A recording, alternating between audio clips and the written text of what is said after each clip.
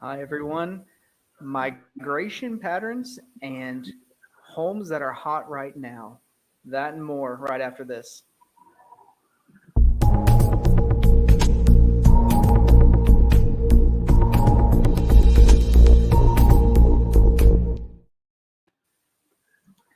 Hey, everyone. Welcome to our show. I have Wendy. She is on location.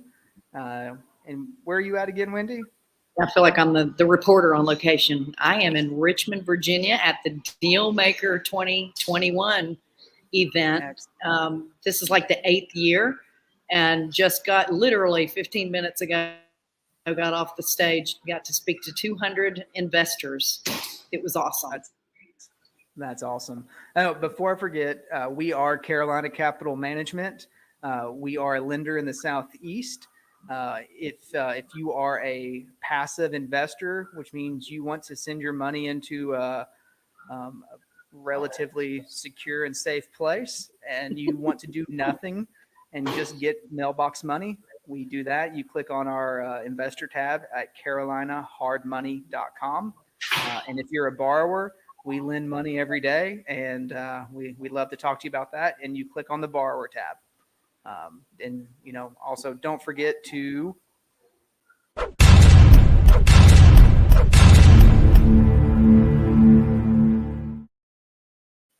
I like it. Unlike Bill, I take the opportunity to not speak. Well, this is unusual for us. We're so used to having Bill on with us, either you and him or me and him or the three of us together, and he's Mr. Talks a lot. So Yep. it's really strange not having him. And please, if you have any questions or comments, use the comment section to ask a question, and Wendy and I will do our best to answer it or make something up, and we'll let you decide which it is. That's right. So we talked a little bit about me being here at the Dealmaker session. It's an event that he's been doing for over 8 years now, and the quality. And this is Jim Ingersoll, right? Jim Ingersoll. The quality of not only the speakers that are here, but the people in the room would just blow your mind. Some of our former Collective Genius people are here as well. And it's Quincy is here, Quincy Long with Quest IRA, and Jeff Watson, Tom Berry's there, right? Tom Berry is here. That's exactly right. With ILS.cash. That's his investor loan source company. He's here too. And it's so nice. This is like the first event that I've been to in 18 months speaking where, it was a big group of people again. So it was really, really nice to actually hug some necks and, see people for real. And you just got back from Collective Genius. How did that go? Oh, I did. It was in sunny Phoenix, Arizona. Nice. When I landed, I was like, man, it is hot here.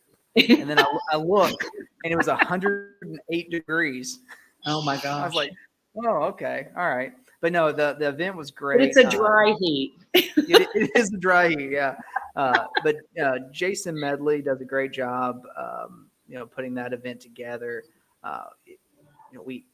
That's the beautiful thing about that is if you're doing it correctly, you are bringing your processes and procedures, what's working, what's not working, and a lot of humility to the room, and also a lot of vulnerability to let everyone peek into your business and what's going on and offer their help. So it was a good event.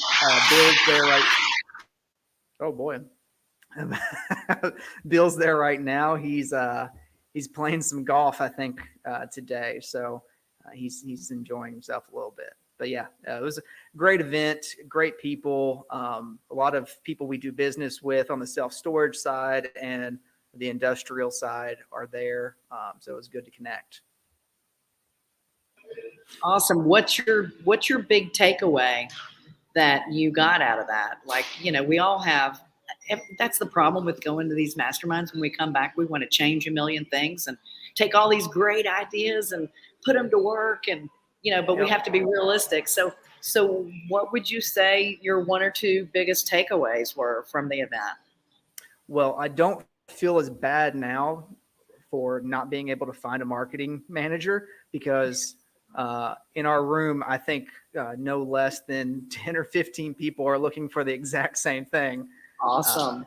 Yeah, Well, I but think I found one for us, by the way. oh, good, yeah, um, yeah. So, but I think on the other side, it's utilizing social media to our best benefit. And one of the things Eric Brewer got up and they were talking, it was just like, all right, before we even do this presentation, we want everyone to make a post on whatever social media platform you like or all of them, and just ask for something. And so everyone did. And then by the end of end of their hour-long presentation, which was on utilizing social media, they asked people to say, hey, in that hour, did anything happen? Well, Bill put out there that he was looking for people to invest in a fund, and he had 3 direct messages within that hour of people interested in investing in the fund. And Bill's just like it's so easy and so simple. You don't even think about it. You just need someone to remind you, like, hey, just ask on social media. Let's see what happens. That's exactly right. That's so funny that you said that, because I was scrolling through Facebook this morning and I saw that he had posted that, and I thought, in fact, he posted 2 different things. And I saw that one. Sorry for the background noise. They're pouring ice next to me. But I saw it's done. So I saw that post and I didn't see any response on it, and I thought, bummer. But I'm so glad to hear that that he had some private messages. That's a great idea. Yeah, I mean, What an and excellent idea. they brought up great points. People who they went out to the streets and interviewed just random people and asked, like, hey, if Jonathan Davis, if he doesn't have a Facebook or you can't find him on social media, how do you feel about that? And they're like, no big deal. He's he's probably a private guy, which I don't have any social media. So I think I do have LinkedIn. I do have LinkedIn. But like, no big deal. He's a private guy. Well, they said, well, what if Jonathan Davis owns a company and he has no social media presence? The first response out of most people's mouths were, he's probably a scam. So it is okay for people to not have social media presence, but it is definitely not okay for a business to not have a social media presence. So it was just a good reminder, like, hey, you need to be making yourself known, posting often, and making yourself relevant. That's amazing. That's really amazing. Yeah. Really good stuff. So, Yeah. do we have any breaking news today? I think we do.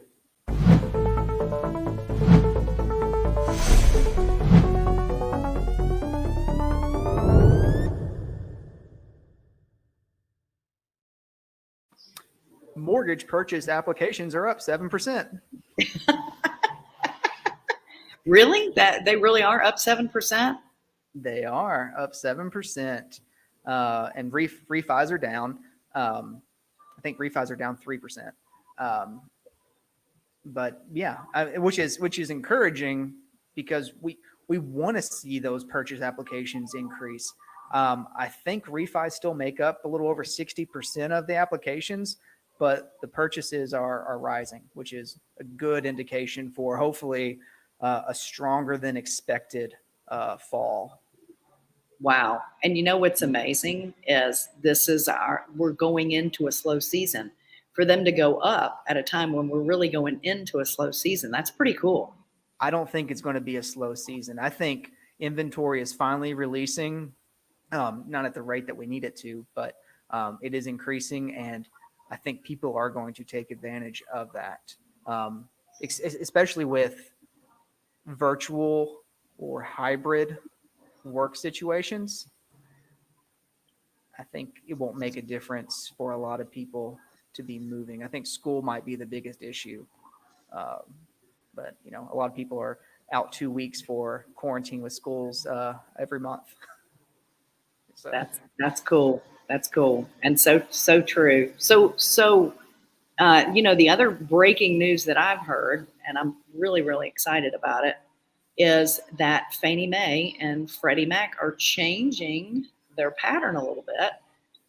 One of the things that happened recently is that they reduced the amount of investor loans that they were doing. They reduced their portfolio, remember, from 15% down to 7.5%. And they were getting ready to cut it in half again. And it just so happens that they're releasing that and going back up to the 15%. They're opening things back up again. I thought that was pretty interesting. Well, I mean, I think hopefully they can read the data as well as anyone else.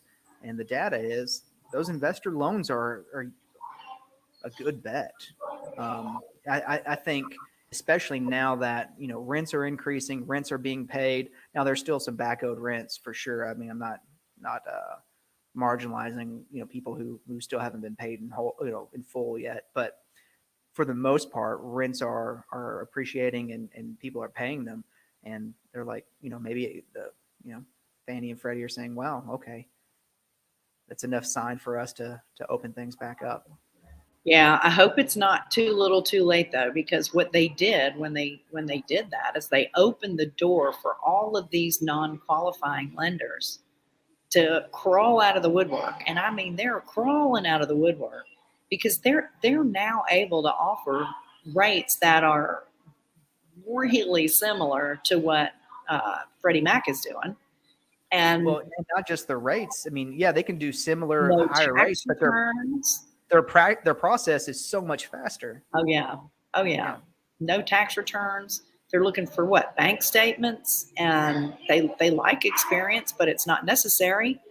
They do it in your entity where these conventional lenders won't do it. But and that's pretty interesting. I think I'm anxious to see how that unfolds.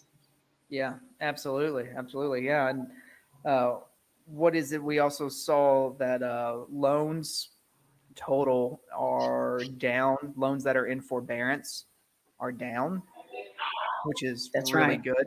I mean, I think we started somewhere in the little over 5 million loans, and now it's down to 1.6 million.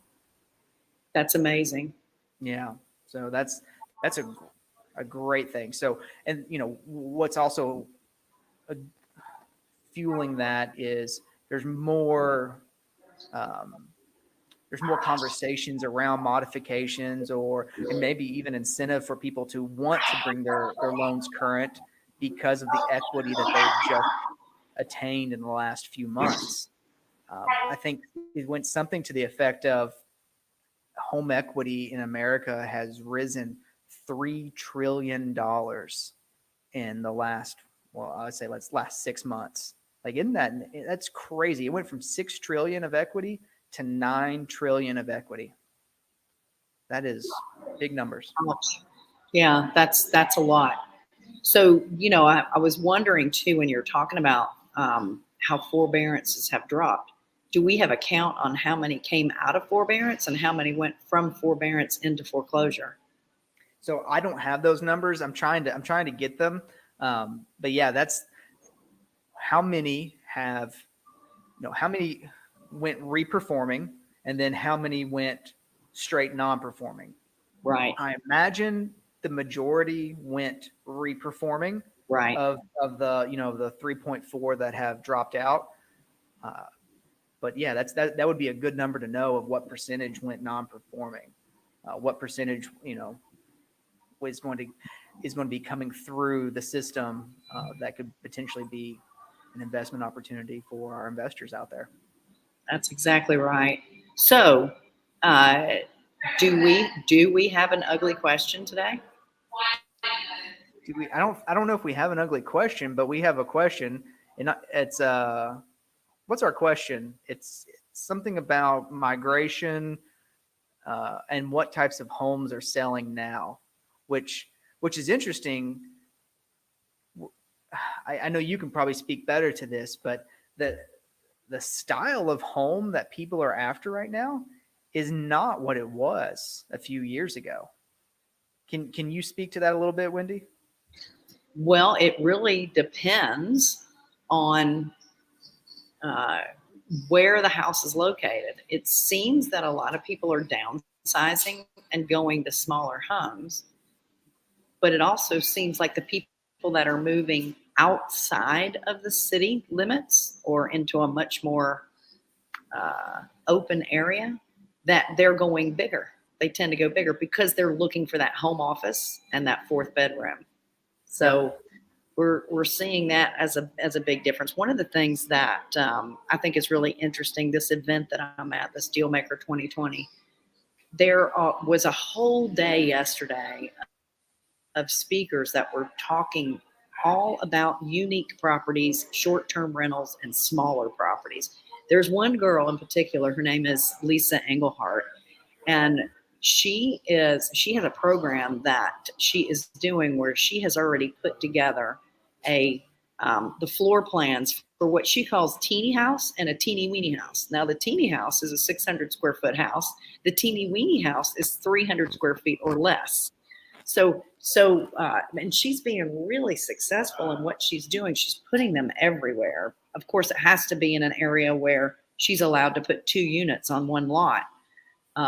But what that just seems like the recurring theme here at this event is people building smaller homes that, 1,000 square feet and less is becoming more and more popular. That's interesting. Yeah.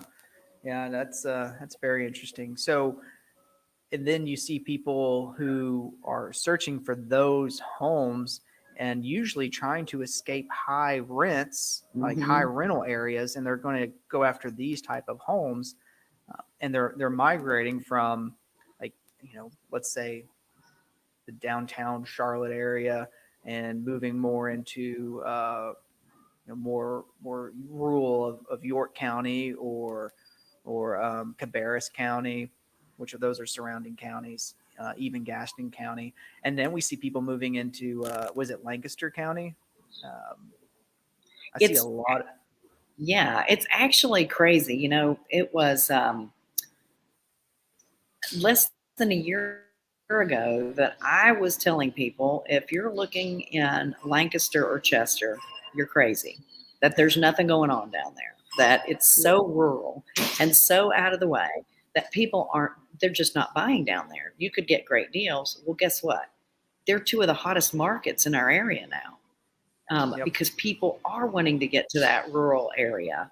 And one of the things that I think is really interesting is not only are they wanting to go rural, but these tiny house or teeny house things are popping up everywhere.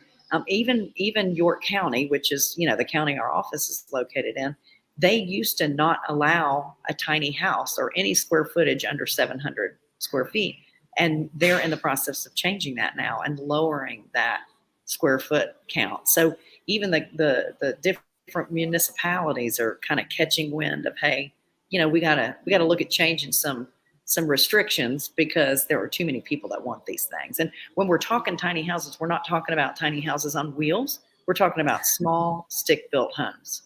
Yeah, yeah. Let me ask you this question. I'll go ahead. Well, we had a guy on our show a few months ago that is doing entire neighborhoods of tiny houses, stick-built tiny houses over in Portland. Remember we were talking with him? It's Ryan Andrews, and that is with what's the name of his company? Oh gosh, I forget. Hiatus Homes. That's what it's called. Hiatus. That's Homes. Right. That's right. Yeah, he was looking for investors. I mean, that's a great plan. I mean, and they're selling for nearly $1 million a piece. I know, and that's Portland. In the Oregon area. But I mean, crazy land. Think about this. Like the people who live, who enjoy the downtown scene, like we'll use Charlotte as an example. Enjoy the downtown scene, but maybe they're more into that organic food. They're more into the experience. Like those are the type of people who are moving to the suburbs and the rural areas to move to these type of tiny home communities, because that fits what they're looking at. Like they like the people around them. They like all, the community aspect, but they also like these other things like organic farms, which are a big component of a lot of those communities, or, communal fire pits and, all the good stuff. So Yeah. yeah, it is interesting. And I would love to be a part of a tiny home community. We haven't had that opportunity yet. But I would love if we could look at one in North or South Carolina. So if someone out there has an opportunity for that, please reach out to us. We'd love to talk to you about it. And see all I have to do is make that announcement today, and we'll have somebody in the pipeline, because I've got 200 people in front of me that are ready to do it. Yeah, awesome. Yeah, and one of the things I did want to say, just to put it out there, we will be involved in a new construction senior living facility. Mm-hmm. We will be looking to do that in the next several months. And if you are interested in being involved in that from a debt perspective, we would love to talk to you guys about that. And, Accredited investors, right? Yeah, well, accredited investors for sure. If you're doing the debt side, if you're buying a piece of a note, then you don't have to be accredited. So there are several options. Awesome. But yes. Awesome. Yep. I've got people here I've been telling about that as well, that I'll make sure I send over to you as well. So, another thing about speaking up here, I mentioned the Wednesday with Wendy, and I have 6 bookings before I even sat down from speaking. So that's cool. So we want to show that, right? Yeah, let's bring up the Wednesday with Wendy graphic.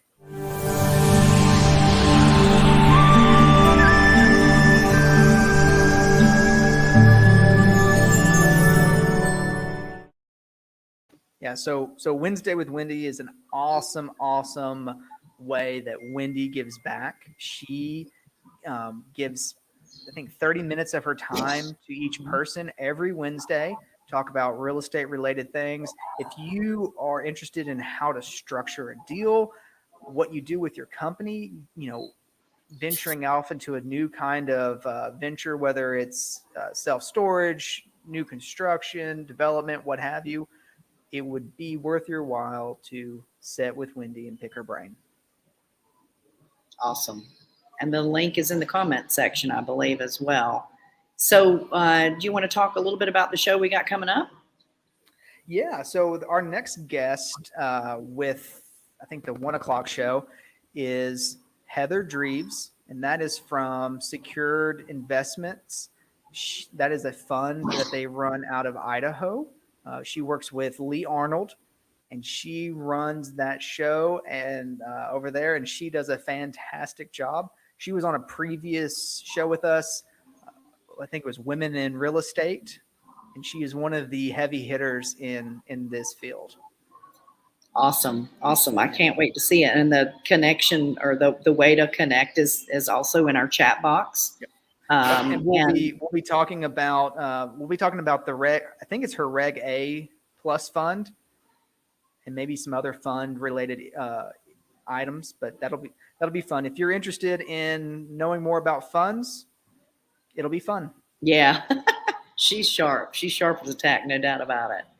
Awesome. So you have spent another great, wonderful day with us, and we really, really appreciate it. This is the Real Estate Investor Show, where we lend hard money. If you are interested in becoming a borrower, just go to carolinahardmoney.com, click on the borrower tab. If you are interested in becoming an investor in our fund, all you have to do is, again, go to carolinahardmoney.com and click on the Accredited Investor tab. So don't forget to like, share, subscribe, hit that bell.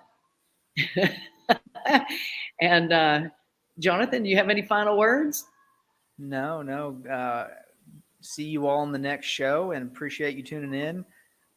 If you are interested in looking at new construction on senior living, please reach out to us. We would love to talk to you about that opportunity.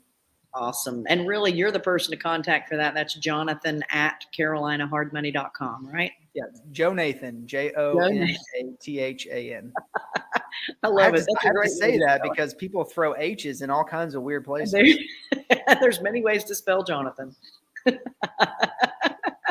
Awesome. Listen, you have a great day, and we'll see you on the next show.